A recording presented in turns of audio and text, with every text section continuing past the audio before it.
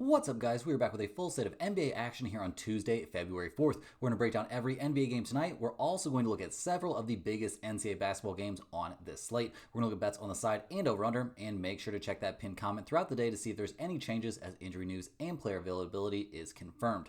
Yesterday went pretty great, guys. I mean, not perfect so far. We do have Minnesota minus 4.5 on there. That ended up being a 2-point loss. It's time to start asking whether or not Mike Conley is completely unplayable for this team right now, but other than that, it looks like we have a very good chance to sweep the board. I'm not counting my chickens before they're hatched. We still have Portland against Phoenix going. We're on the Blazers plus 4.5. They're currently up by 6, headed into the fourth quarter. So that one's definitely live, but we have already locked up a winning day, guys. We hit Memphis minus 5.5. Ja playing in that game and Jaren Jackson Jr. both playing amazing. Also, GG Jackson going nuts off the bench. An easy win there for Memphis. We had the Thunder minus 10. That was an easy blowout. We jumped on that one early. Thank goodness we did, because Giannis sat out and that line went crazy. Went up to like 15 or 16, but we were still not concerned, guys. The Thunder were going to get the blowout win in that one regardless, and they sure enough did. We also had the under there in that big marquee NCAA basketball game of the night, Iowa State against Kansas, and we easily got under that 145.5 number. So 3-2 at least locked up with a very solid chance to go 4-1 on the night. So we will certainly take that, guys. I think a 4-1 day deserves a thumbs up. So hit that thumbs up button for me. Help this video get promoted to more people out there. I really appreciate that. And even more, I appreciate everybody that's subscribed to this channel. They've got that notification bell on if they want it, so you see my videos coming out every single day. You can also now sign up for a channel membership. This is for the super fans, guys. Channel members get exclusive early access to all of my videos. They get their name up on screen just like right now, but most importantly, they let me know that they are my big time supporters. So I really appreciate all of you guys that are channel members.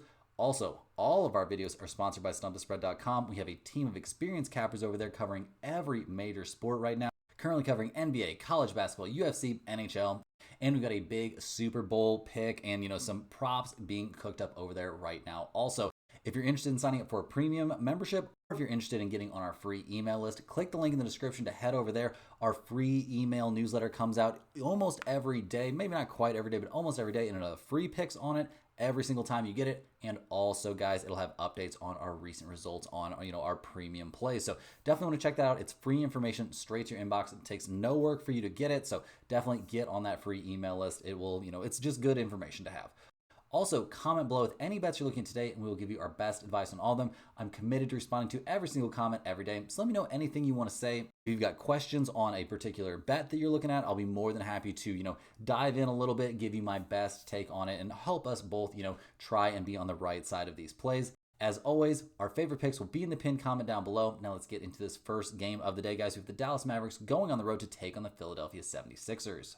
Dallas comes into this game after a predictably terrible showing there at Cleveland. They got blown out by 43 points, but this team being involved in that huge blockbuster trade, shipping Luka out of town for Anthony Davis.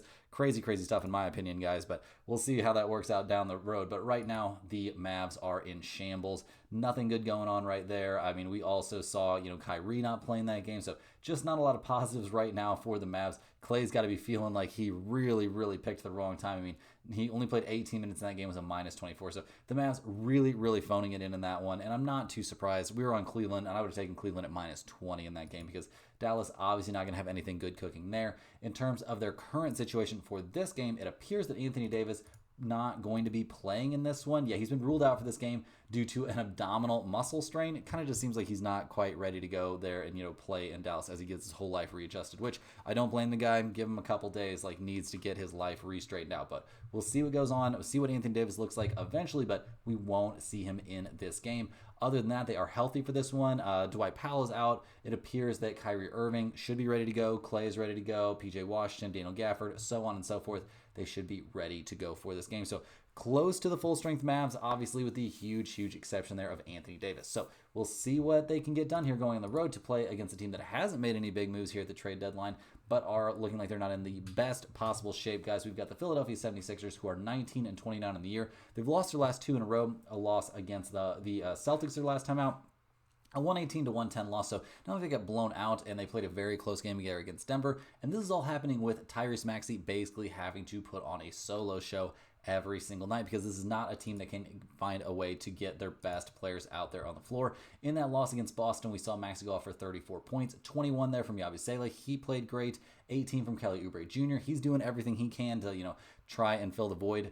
We saw the 76ers shoot the ball really well from three, so that's a good look. But the question for this team, the questions continue to be, when are we going to see Paul George and Joel Embiid, and I guess Caleb Martin too, and Andre Drummond actually back on the basketball court? Paul George, guys, dealing with that finger issue. He was a full participant in Monday's practice, so that bodes well for a chance for him to even come back for this game. I think there's a very good chance he ends up out there. Did Paul George get scared? Did Paul George get scared after the whole Luka Doncic trade? Is he like, oh my God, like what is going to happen to me? I don't know. That's an interesting thing to think about. Caleb Martin with his hip issue, he's questionable for this game as well. He still hasn't played since January 10th, but apparently there's a chance he comes back for this game after practicing there on Monday. So there's a chance he's back out there as well. Joel Embiid with his knee issue, he's questionable for this game against the Mavs. He is, been going through practice. He practiced there on Monday. He's been upgraded to questionable. He's been out for 15 games due to left knee injury management. So could he be back for this one? Definitely a possibility. If he's not, Yabusele has been playing well. So yeah, a lot of craziness here. Andre Drummond also questionable for this game. He practiced on Monday, so it could magically all of a sudden be the full strength 76ers for this game, which would be pretty freaking wild stuff. So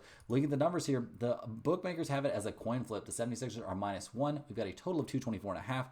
Dallas 10-14-2 against spread on the road, 12-10-1 against spread after a loss. They're 26-24 to the over. Philadelphia 9-14-1 against spread at home, 10-17-1 against spread after a loss, but none of those numbers matter at all if we actually see them have their full, roster available to go, because they haven't had that effectively the entire season. So looking at these numbers, guys, seems like a great spot to take the 76ers at home. I think the Mavs are in a really bad place right now. I don't think very many of their guys are actually happy about this trade. We'll see how things shake out down the road once they get Anthony Davis in the building, starting to do his thing. Maybe spirits will lift a little bit here, but I do not think this is going to be a move that is going to have a ton of fans there in the Dallas Mavericks locker room. So definitely give me the 76ers here at -1. I almost don't care if they have Embiid or Paul George back, even though it looks like they will have both. If they do have both, this becomes a slam dunk spot. So take the 76ers here at -1, starting the day off with a bang with a play that is definitely going in the pinned comment.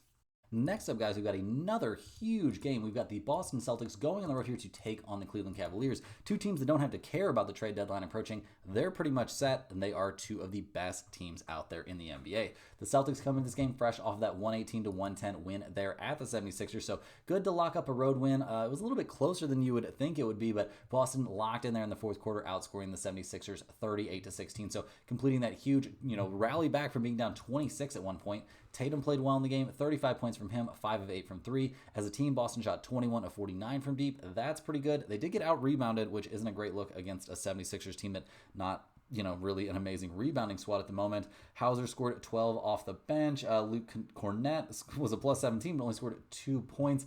No Peyton Pritchard in that game, so that's, he was a DNP due to illness. So definitely, they'll be hoping to have him back and have their bench back at full strength. But this Celtics team has been kind of sleepwalking through the regular season, so we'll see what we get from them in this game. They do come in fully healthy now. Pritchard off the injury report, so he's going to be good to go. Second unit's going to be fully healthy. First unit obviously fully healthy, so they've got a lot to prove here as they go on the road to take on the Cleveland Cavaliers, who are fresh off of another win. They got that blowout win there against the Mavs. Not a whole lot to be gleaned from that. We're not going to do a deep dive. I mean, we saw Sam Merrill, guys, lead the team in scoring.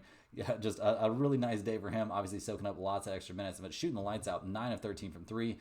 The Cavs shot 57% from 3 in that game, and yeah, just great stuff up and down the lineup. Like, they blew this game wide open very early. They outscored Dallas 50-19 in the first quarter. So not a lot to take from that one. Cleveland obviously winning, walking away, and they're getting healthy, and they didn't have to play hardly any minutes, so they had plenty of rest and plenty of time to get ready to for a pretty solid test here. The Boston Celtics coming to town. This could be an Eastern Conference Finals preview for sure. So healthy Cavaliers, except for Okoro. He's been out for a while. It looks like he will still be out for this game, but Karis LeVert is back. That's a really big boost for them, in their second unit. Evan Mobley's been playing amazing. Max Strus being back and in the starting lineup again is just looking incredible out there. So I have only positive things to say about the Cavaliers right now. They're 1.5-point favorites here at home. We've got a total of 235.5. Boston 10-14-1 against spread on the road, so not incredible. They're also an NBA worst 6-27-1 against the spread when they're coming off of a win. They are also 27-23 to the under. Cleveland 18-9 against spread at home, so very good. They're 27-12 against spread after a win. That's an NBA best mark. They're also 33-16 and 33-16 to the over, which is an NBA best mark as well. But guys, I don't care about the over under in this game. I'm 100% slamming it here on the Cleveland Cavaliers at -1.5. I think it's a great spot for them, a big spot for them to like prove themselves here. I don't think they're scared of the Boston Celtics whatsoever this season, so I think that's a big help. And I don't know how many teams really are terrified of the Boston Celtics, but Cleveland, guys, they've played, this matchup has happened twice. The Celtics won the first one, the Cavaliers won the second one, and neither one, I believe, was either team at full strength. So this will be a much better gauge, but Cleveland being at home here, I think gives them an edge, and I think they've got just the better overall team right now. Boston not fully locked in, and we are always going to be fading the Celtics coming off a win. That might be something that's just a system play the rest of the season. So definitely give me Cleveland here in another very nice spot. Hey guys, jumping in here with a quick ad break. This is a great time to sign up for StompTheSpread.com. Signing up for a premium membership gets you access to our top confidence plays on all the major sports. We're currently covering NCAA basketball, the NBA, NHL, UFC, and the NFL. We have a team of professional cappers that work extremely hard putting in the research on these games every day so you don't have to. We make things very easy for you with pick notifications directly to your phone and unit sizes assigned to each play so you can see where our confidence level is on every individual matchup.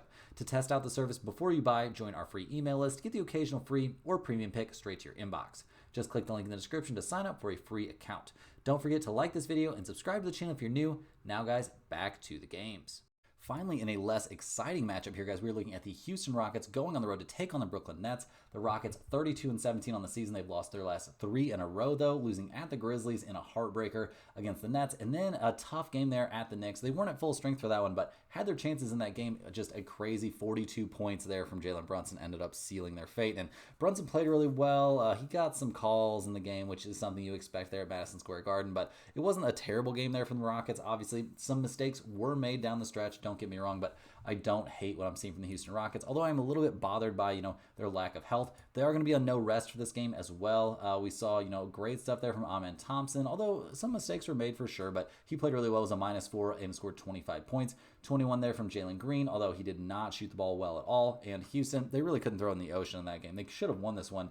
They would have if they would have shot, closer to 40% instead of closer to 20% in this game. So we'll see what they do in this one, see if they can bounce back here. Right now, it appears that Sengun and Fred VanVleet could both miss this game, but we really don't know here as this is, a back-to-back spot. So this is one we're definitely going to have to keep our eyes peeled. Going to have to keep a very close eye on that injury report as they go on the road to take on the Brooklyn Nets, who are 16-33 on the season. They've actually won 2 in a row, including a 110-98 win there against the Rockets. That one was at Houston. Clearly caught Houston, sleepwalking in that one. We saw, all 5 starters there for the Nets scoring double figures. Not something you would expect. A really big down game there for the Houston Rockets. That was a game Fred VanVleet got hurt in as well. So just not very good stuff there from Houston. And yeah, some very good stuff there from Brooklyn, although that is a bit uncharacteristic, and you don't know on a night-to-night basis who's actually going to still be on this Brooklyn Nets team.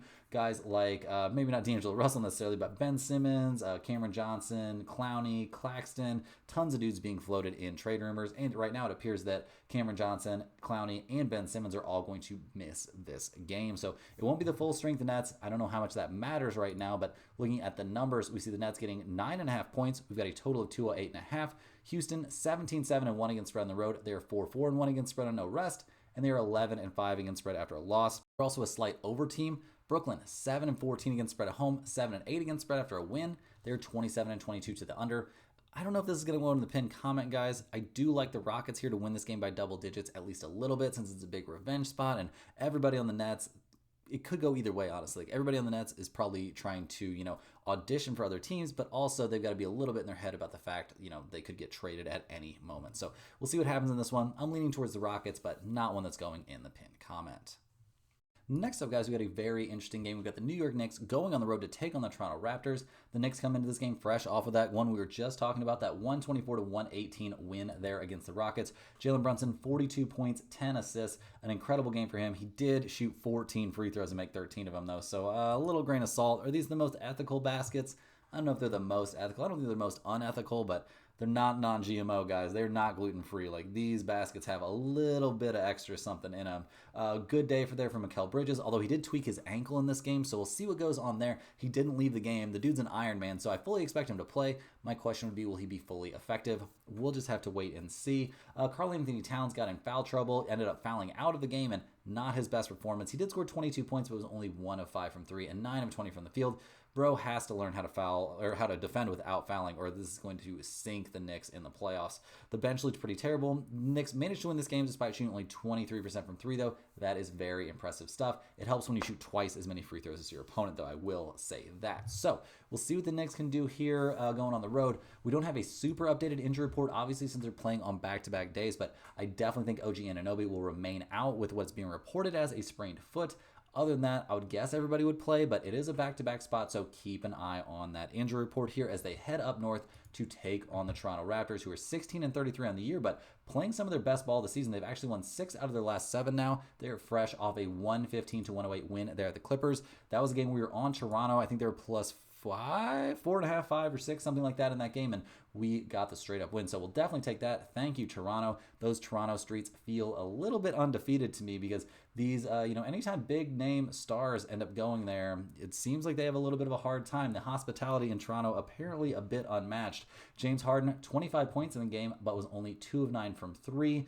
Yeah, just not a great day from Kawhi either. So loved what we saw from Toronto. All 5 starters scored in double figures. A couple guys chipping in major contributions coming off the bench. Toronto shot 51% from the field and 52% from 3. Just excellent stuff. They even had a rebounding edge here. So loving how Toronto's playing, especially when they're playing at home right now. So liking Toronto, they come into this game very healthy. Bruce Brown is listed as day-to-day, but other than that, there's nobody we care about on the injury report, and there's even a chance that Bruce Brown ends up playing in this game. So I really think this is a very reasonable spot to take the Toronto Raptors. We come into this game getting 6.5 points. We've got a total of 229. The Knicks 11-12 against spread on the road, 1-5 against spread on no rest this season. Those Thibodeau minutes take their toll one way or another. They're also 15-16-1 against spread after a win, and they are a slight over team. Toronto 17-8-1 against spread at home, very good stuff. They're 9-6 against spread after a win, also very solid, and they're a slight under team. So not going to be messing with that over under here, guys, but I'm definitely liking the Toronto Raptors at plus 6.5.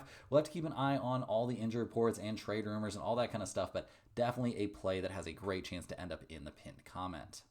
Next on the docket, we're looking at the Miami Heat. They're going on the road in this one to take on the Chicago Bulls. The Heat come into this game 24-23 on the season. They are still mired in that entire Jimmy Butler trade disaster that's going on right now. So we'll see what happens with that. Obviously, something that's definitely going to be affecting the team. We did see Bam go nuts there for 30 points in that win against the Spurs. A 2-point win against San Antonio in a game where they did not have their best player, and they were on the brink of making that huge trade. So I'm not throwing Miami parade for this one. I mean, they did get the job done. Congratulations. But 8 points from Duncan Robinson in the starting lineup, 7 from Highsmith in the starting lineup, 6 from Kelly Ware. A bad day for a rookie who's been having a very good season. So I'm expecting some bounce back performances. Only 11 points from Tyler Hero. That's not something we're going to see very often. So loving what we saw from the bench, though. Double-digit scores from Jovic, Rozier, and Jaime Jaquez Jr. So some positives here for this Heat team that has some reasonable pieces on it, but they got to figure that Jimmy Butler situation out, or they are in for a very, very bad time. They come into this one with Duncan Robinson there on the injury report. He's listed as probable with a right hip contusion, so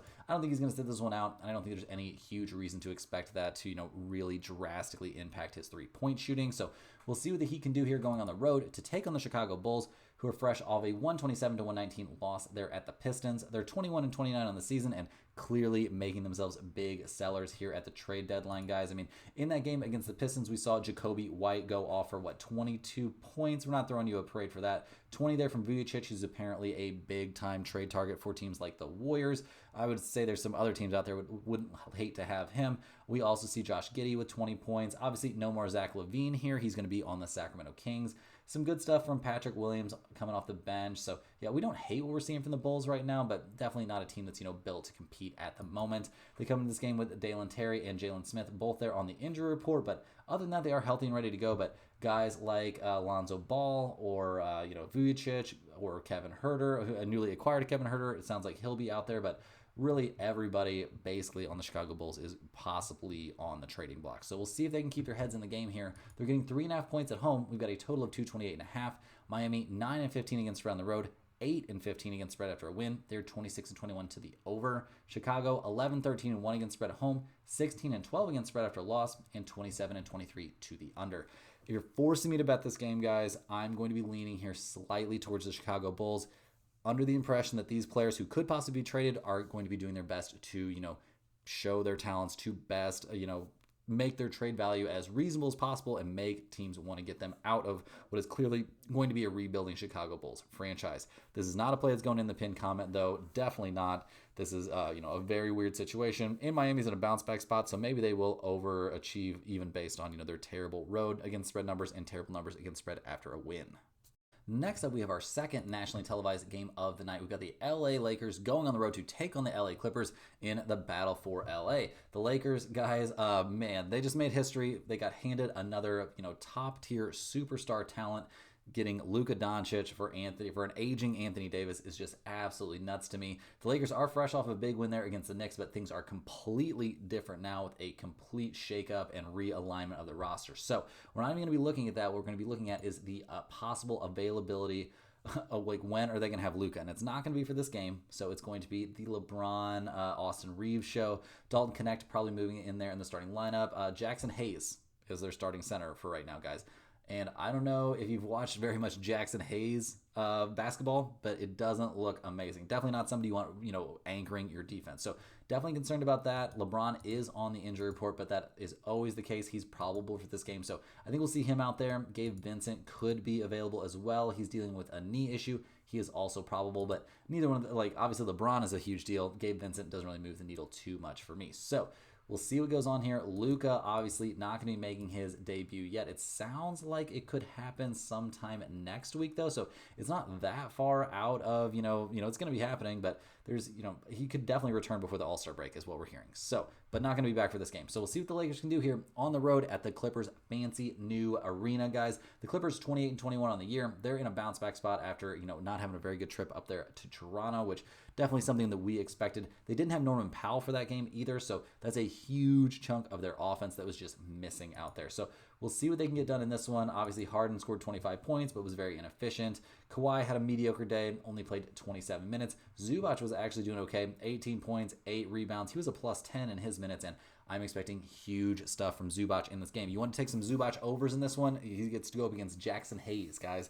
Give me Zubac to dominate that matchup. I think he'll have a huge, huge day. We also liked what we saw off the bench from Kevin Porter Jr. He played well off the pine, but other than that, it was a bad game for the Clippers up there in the great frozen north. Will they have Norman Powell back for this game? It appears that they most certainly will. He'll be back in the starting lineup. They're fully healthy for this one, and it's a huge bounce back spot for them. So I like what we're seeing, what we've got building here for these LA Clippers, and they're at home here. They're 7.5 point favorites. We've got a total of 219.5.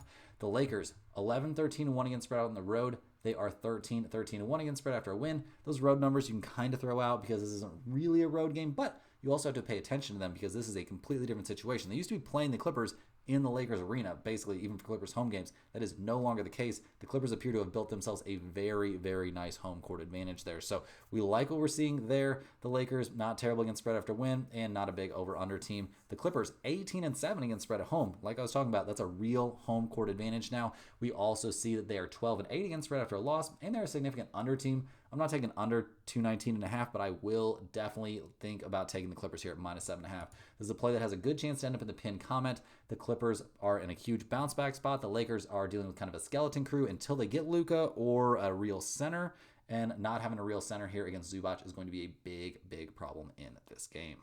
Next up, guys, we're looking at the Indiana Pacers going on the road to take on the Portland Trailblazers. Pacers are currently 28-20 on the season. They've won their last 4 in a row. A 1-point win against the Jazz, not exactly going to get me all jazzed up, but the win is a win, and the Pacers can use all of them as they try to, climb the standings out there in the East after a terrible start, and they have done a great job of turning things around. Definitely have to give them credit there, but they've been making hay here against some pretty bad teams lately, so what will they be able to do against, a pretty interesting Portland Trailblazers team? We will have to wait and see, guys. I mean, Siakam played well there against the Jazz, 22 points. Halliburton had 18, but didn't shoot the ball very well, which has kind of been the, the tale of his entire season. Good stuff there from Obi Toppin and Aaron Nesmith coming off the bench. The Pacers managed to win this game despite shooting only 23% from 3, so not something you're going to be able to pull off every night. It helps when you're playing the Utah Jazz. John Collins, though, had a great night against them. Markkanen even did some good stuff against the Pacers. And yeah, the Pacers continue to be a team that you're probably not super excited about defensively. So we'll see what they can do on the road in this spot. They come into this game not fully healthy either. We see Miles Turner there on the injury report. He did not play there against the Jazz, missing that game with that ankle issue. We don't know if he's going to play here on Tuesday, but we will have to see, guys. It is a back-to-back spot there for Indiana, which not the easiest to navigate. I mean, they did just play against the Utah Jazz there in Utah, and now they've got to go to Portland. So not a crazy flight, but definitely a flight, headed north, although Portland, it's not going to be too bad there. So I'm not super worried about the Pacers in this travel spot, but I am a little bit worried about them here going on the road to take on the Portland Trailblazers, who are coming down to the absolute wire here against the Suns. This game is still not over. Currently, Portland up by 1 point with 42 seconds left in the game. So feeling pretty good about being on Portland and the points, but anything could still happen, guys. And Portland's been playing really, really well. If they can win this game, they would just sweep this little 2-game series against the Suns. And this is a team that's up to 20-29 on the year. Like, they're supposed to be tanking. Are they bad enough to tank when healthy? It's starting to look like they're not bad enough to tank when they're healthy, guys. I mean, they're currently, way, way down there in 13th or 14th place, or 13th place, in the West. But they're in their 5 games back of Sacramento for the 10 seed. But this team can win some games, and they're starting to look like a real team. What are they going to do with the trade deadline? I don't know if they're going to do too much. It seems like they're pretty happy with their current group, but there are guys like Jeremy Grant that could possibly help some contenders. So we'll see what happens there for Portland. We don't know if they're going to be fully healthy coming into this game. Obviously, they're still playing right now, but they've been looking pretty good, and they're getting 5 points in this one. We've got a total of 232.5. The Pacers, guys, they are 14-11 against spread on the road, but only 2-4 against the spread on no rest. They're 26-20-1 to the over. Portland 14-11 against spread at home, 6-1-1 against spread on no rest. So a very good team on no rest. They're 24-23-2 to the under. Guys, can't give you a pick on this one until we know what happens in this current Portland game, and until we know really, who's going to be available for the Blazers in this one. But I will say that Portland has been playing well here, so there's a chance we could be on the Blazers at +5. But check that pinned comment, and also this is one that could end up, once we have all the information, and it could go either way depending on who actually plays here for Portland on back-to-back nights. But we could be on either team, and this is a matchup that could definitely end up in the premium picks over at Stump the Spread. So probably gonna have to head over to there if you want to find out which way we end up going on this game.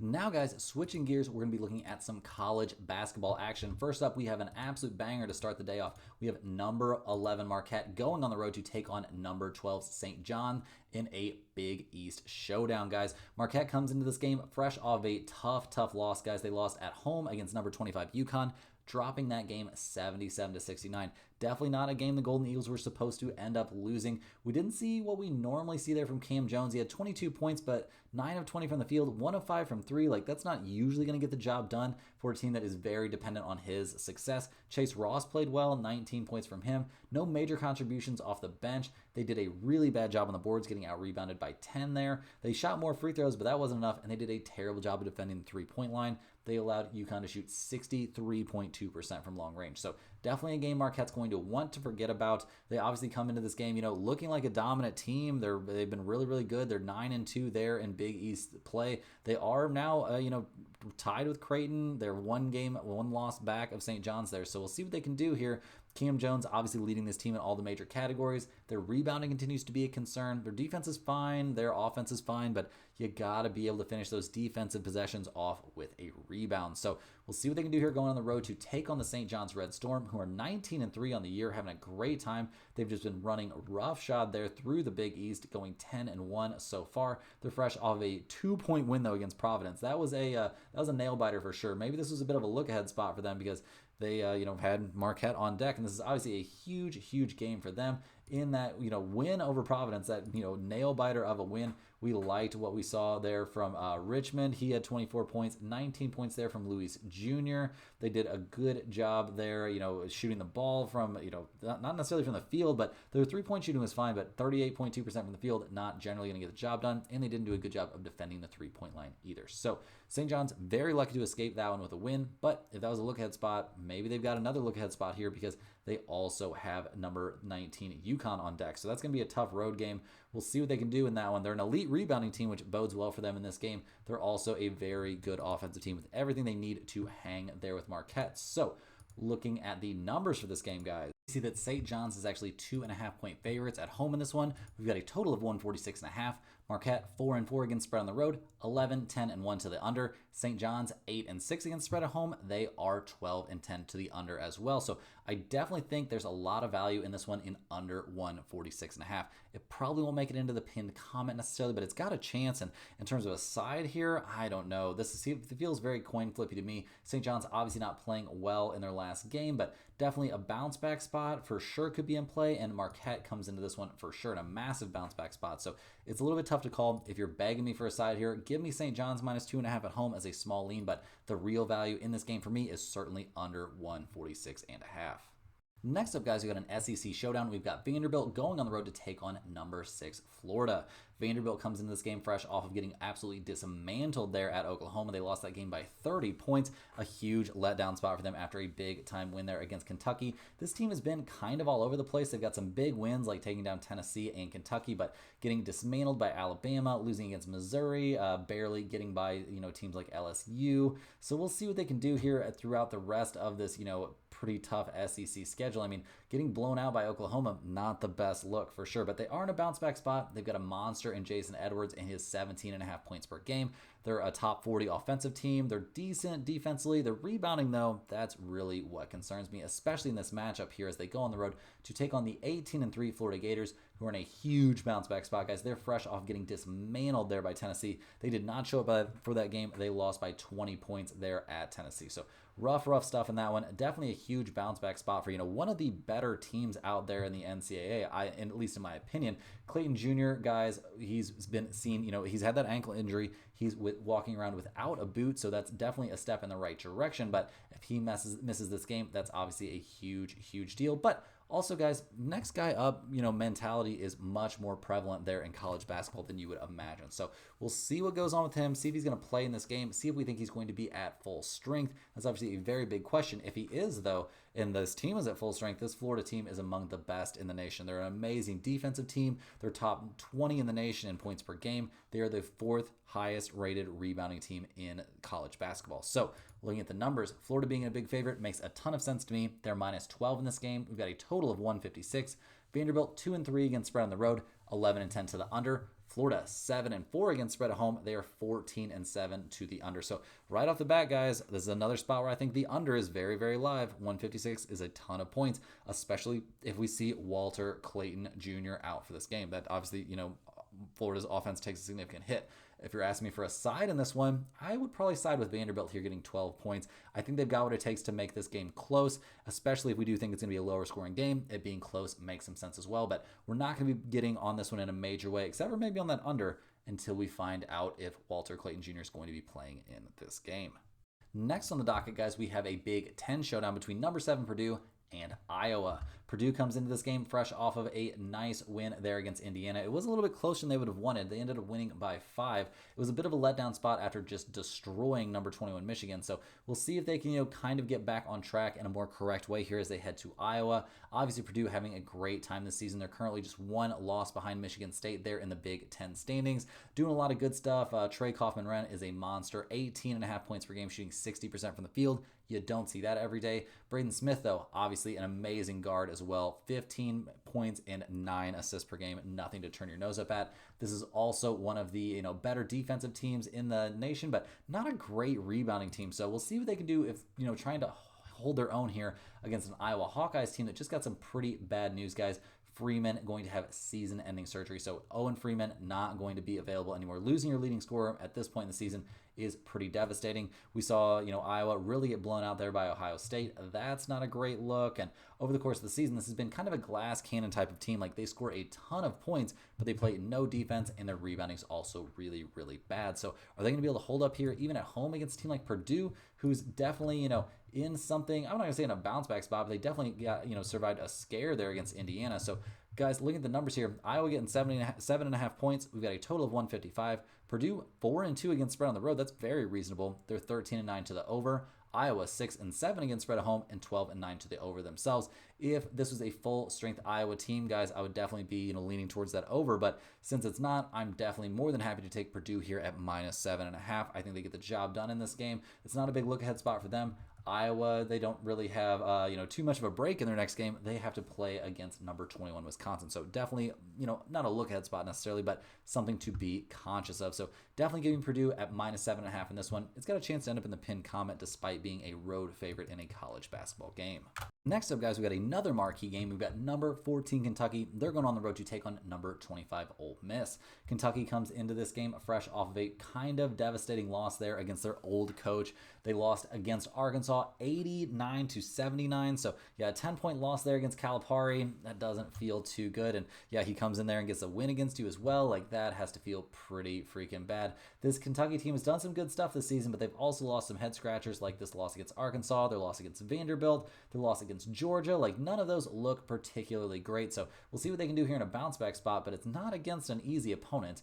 We've liked what we've seen from this team offensively, but their defense, not great. Their rebounding, although it looks good, can kind of come and go and is at least partially a function of their high pace of play. So we'll see what the Wildcats can do in this one, going on the road to take on the Ole Miss Rebels, who are 16-6 this season. They're fresh off of a tough 10-point loss against number 1 Auburn, but not very many teams going to beat Auburn, guys. It's just not really going to be a reality this season. We've liked what we've seen from Sean Padula this year. Ole Miss, kind of in the middle of the pack there in terms of the SEC standings, but this is a team that can definitely play some defense. The rebounding is a concern. Their offense is good, though, so they can kind of be overlooked a bit, but definitely something to keep in mind as this team progresses deeper into the season and starts to head towards the tournament.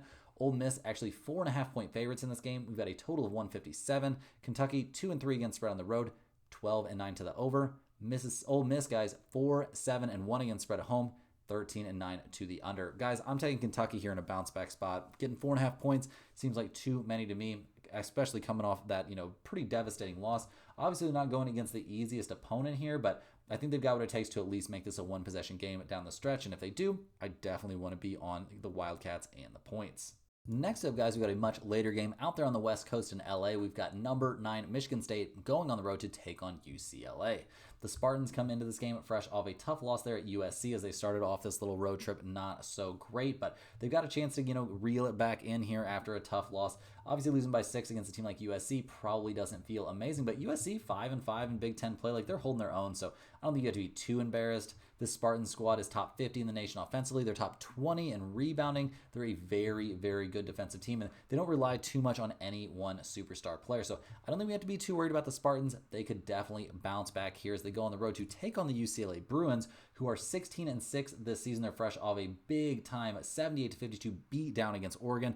Kind of a rivalry game there too, so definitely give lots of credit to the Bruins. They've bounced back. They had that 4-game losing streak, and they have turned things around, winning their last 5 in a row, beating Iowa, number 18 Wisconsin, beating Washington, beating USC, and now beating Oregon. This is going to be a big test for them here going up against Michigan State. We'll see if they're up for it. This has been a really bad rebounding team over the course of the season. Their defensive numbers, though, are very good, so got to give them credit there. That's kind of their MO, a grinded out defensive team. So we'll see if they can make it happen here. They're 2.5-point favorites against a very tough Michigan State team that's already, spent some time out there on the West Coast, so they should be, ready to go. Michigan State 3-2 against spread on the road, 13-8 to the under. UCLA 8-4 against spread at home, and 12-10 to the under. We've got a smaller number in this one, only 139.5, but I definitely think the under is very good value in this game. It's probably the best value in this game, to be honest. We've seen plenty of unders hitting in college basketball this season. I think under 139.5 very live in this game. I also think Michigan State is live in this one as well, getting 2.5 points here, so getting basically a full possession. And yeah, they're playing okay. They're in a huge bounce back spot. They're going up against, a team that's been very good against spread at home, but also not a huge offensive powerhouse. So give me Michigan State on the road in this one, and definitely give me that under. Last but not least here, guys, we're looking at number 20 Arizona. They're going on the road to take on BYU. Arizona comes into this game still just cruising, guys. They're fresh off of an 81-72 win there at Arizona State, so beating their in-state rival has to feel pretty great. Weird headbutt stuff going on in that game, so we'll see. A lot of drama in that one. Big rivalry spot, so we'll see what goes on down the stretch here, but not a rivalry spot here as they take on BYU. Arizona comes into this game. They've got a monster in Caleb Love for sure. They're 25th in the nation offensively. They're 21st in the nation in total rebounding. They are also a very good ball movement team, and they play some defense. So gone are those early season struggles where they were getting destroyed by teams like Wisconsin and Duke, and now it seems like they're in their element and playing pretty well. I mean, a win against Iowa State looks really, really nice on the resume. So does that win against Baylor. So we'll see what they can do here on the road in a very tough environment, taking on the BYU Cougars, who are 15-6 on the season. They're fresh off of a 6-point win there at UCF. So pretty good work there for BYU to go on the road and get a win. Not something they're always capable of doing. The Cougars haven't played a ton of really tough opponents, lately. I mean, beating Baylor does look good, but Baylor's not even ranked anymore, and it's been a while since we've seen them go up against an elite level opponent. So we'll see what guys like Richie Saunders can do, and Demon can do, and this is a good offensive team, 42nd in the nation, 81 points per game, nothing to turn your nose up at. They're a good rebounding team as well. They play defense also, but do they really have the athleticism to hang with a team like Arizona? The odds makers think so. They've got this as basically a coin flip. BYU actually 1.5 points favorite, but a total of 152 as well. Arizona 4-2 against spread on the road, so not a bad road team. They're 12-9 to the over. BYU 8-4 against spread at home, 11-10 to the under this season. So this is a bit of a tough spot, guys. I'm going to be siding here just slightly towards Arizona, getting 1.5 points on the road, but I don't have a whole lot of conviction behind this one. I also don't have a lean here on the over-under, so this is kind of a pick your own adventure spot. It's going to be a very exciting game to watch, but I just don't think there's a ton of value on this specific one. But that's all we've got for this one, guys. Do me a huge favor, subscribe to the channel, hit that like button for good luck on all of your bets, guys. It really helps the video get promoted out there, and I really appreciate every single one of you that does that. Subscribe to the channel if you're new. Let me know in the comments any questions you have on today's slate, and for sure, get over to stumpthespread.com, get on that free email list, check out our free picks tab over there. We could have, free picks that weren't included on this video on that free picks tab. And also, guys, check out those premium picks if you are interested. Thanks for watching. We'll see you guys tomorrow for more sports betting action.